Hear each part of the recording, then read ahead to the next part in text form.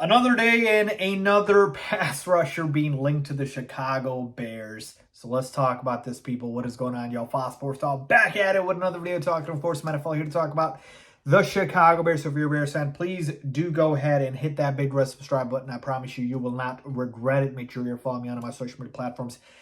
And as always, hit the bell icon so you're notified every time I drop a new video. All right, people. So you see the title here. Danielle Hunter to the Chicago Bears. Could it happen? Why are we talking about this? Well, for one, the Bears need pass rush help, all right? Ryan Poles has come out and said that he is still looking to add to this team, and he could be looking to add to the team via trade, free agency, other routes. We'll see here, but that is something that Ryan Poles is looking to do. So that's the first reason. Number two is the fact that Danielle Hunter is looking to get paid, and he is looking for a contract extension from the Minnesota Vikings.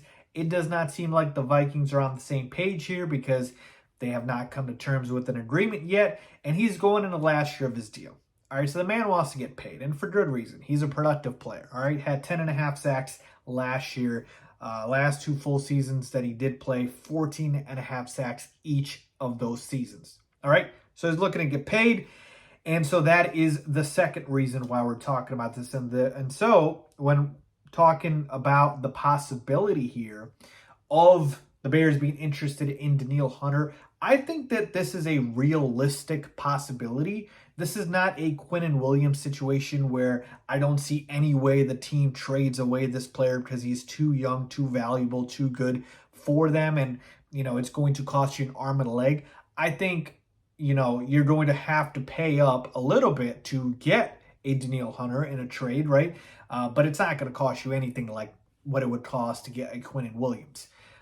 The Vikings did trade Zadarius Smith to the Browns, and you're going to have to pay a little bit more than that.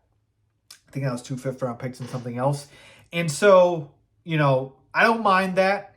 Danielle Hunter is a very underrated player, like I mentioned to you guys. 10.5 sacks last year, was injured years before that, but the last two full seasons, I think in 18 and 19, man had 14.5 sacks each of those years. That's a productive player right there. And the Bears' pass rush is barren. I'm talking, it is barren. We have nothing. So Danielle Hunter would immediately come in and be by far the best pass rusher we have. My problem here is I don't know if the Vikings actually do this after trading away Zadarius Smith. Like, their GM is just stripping down this roster, but how far down is he going to strip it? Because we're talking about a team that was 13-4 last year, and you traded with Zadarius Smith. You might cut Dalvin Cook. Are you just trying to get rid of all of the best players? Are they even going to keep Kirk Cousins past the season? What's going on here? So Danielle Hunter is still very productive, very good. He's 28 years old, so it's not like he's 30 plus, and you could certainly see more productive years here. So I think the possibility is there. I just don't know if the Vikings actually do it, and of course you got to go back to the whole trading within the division. That's always a problem, but hey, the Vikings are the one team that has done it. They traded away TJ Hawkinson to the Lions, so hey, why not another interdivision trade?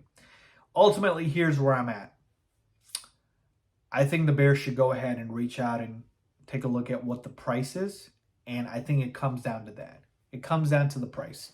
If the Vikings are willing to deal and they're willing to go ahead and talk and negotiate, then I want to see what the price is like to get a guy like Danielle Hunter, and if it's a reasonable price where I feel comfortable parting away with, let's say a 4th-round pick, 3rd-round pick, we could talk. Now, again, guys, it's going to cost you more than Zadarius Smith. I'm just throwing it out there. But let's see what that price tag is. And if the price tag is reasonable to where, hey, it makes sense, then I think Ryan Poles could and should do it.